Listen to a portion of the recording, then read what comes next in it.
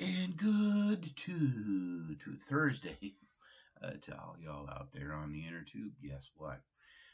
We're going to do another Jerry Hinkle program. Last week it went so good that we decided to do some more. So I got on my ugly Christmas sweater and well, let's explain for one thing why we're doing this on Thursday instead of Tuesday, which is how we usually do things. There was a little hiccup, and I had to work for a certain worldwide retail establishment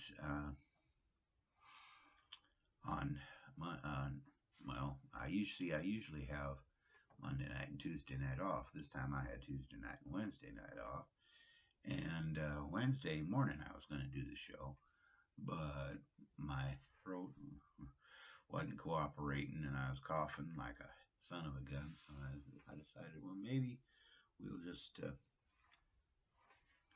forget about it. Well, today I felt so much better. I just said, well, let's give it a go.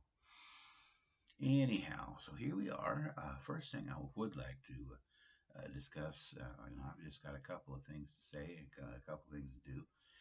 And one of the things I'd like to talk about is the recent controversy about the song Baby It's Cold Outside. Now, a lot of what people have been saying about it, to the pro side, those that are not offended by the song have said a lot of things that I agree with, so I won't touch on that, in order to save on the redundancy. And I can understand why some people would be offended by the line, well, the neighbors might think, hey, what's in this drink? But, and while that, might bring into mind what they call, your sexual assault, and, it's like slipping her roofie or whatever. However, you have to bear in mind that when that song was written, that was the farthest thing from their mind, and the thing that, well, that that I get out of that is, half of the song is the gentleman singing, "Baby, it's cold outside," and so that's what you got. And I've been around a couple of blizzards here in South Dakota in my time, and so I know that the weather can turn nasty. And I'm not so sure those California liberals fully appreciate the the gravitas of that particular song. And so, and see, that's where I'm coming from.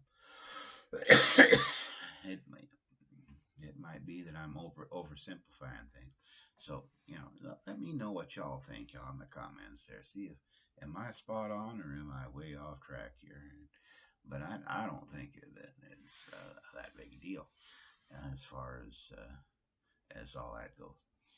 And so, and to end with, I'd just like to say that last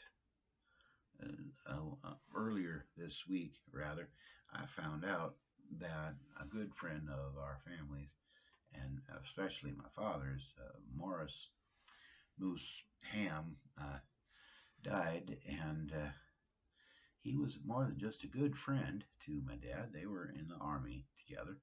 Uh, in It was in Fort Hood, and later on they ended up in Germany doing occupational duty. Uh, 60 years ago. Wow.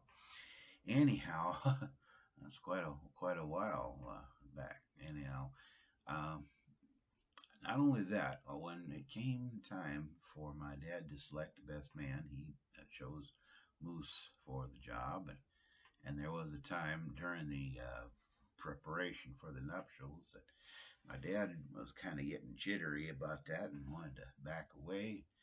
And Moose got him through that. And well, the upshot is my parents got married, and their subsequent wedding and their wedding and their subsequent marriage for 55 years has gone reasonably well. It could have been a whole lot worse. You know, it really could have been a whole lot worse. And so we're so glad. That is, I am glad, and I hope my brothers are too, and grateful to Moose for getting my father through that difficult time. And it hasn't exactly been smooth sailing, but like I say, it could have been worse. And so we would just like to take this time, all of us here at the Hollywood Advocate Media and the Jerry Hinkle program, we'd just like to send our best wishes and condolences and regrets to Moose's wife Marilyn and their daughter Brenda and the grandkids and you know I've been where those grandkids are now because I have lost four of my five grandparents, and the fifth grandparent died before I was even born. So that loss was a little easier to take, kind of, but you know it still kind of stings. So and they'll be in our thoughts and prayers for quite a while. And until next time, so this is the Jerry Hinkle program coming to you almost live, just about pretty near from the Rising Sun studio of the Hollywood Advocate Media International headquarters, situated at beautiful downtown Mitchell, South Dakota, on the edge of Cornfield County. So until next time, God be with you. Do the best you can. And hey, get out of my bathroom. You're invading my privacy.